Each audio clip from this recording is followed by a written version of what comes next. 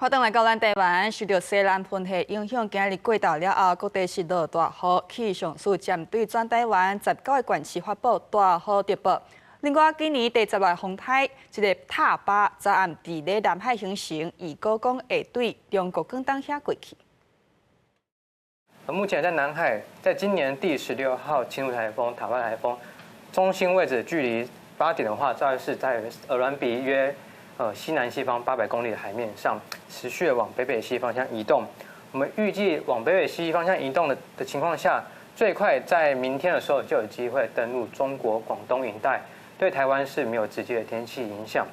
不过，台湾主要还是受到一些南方云系影响、北移影响的情况下，在今明2天云量上以及午后对流都还是比较显著的。气象署表示讲，风台塔巴上近明仔载就会对中国广东遐登陆，对咱台湾是无直接的影响。不过西南喷气刷入来，这2天水气会较高，过道对流会较旺。提醒咱观众朋友爱注意天气的变化，出门在外上好个刺激雨伞。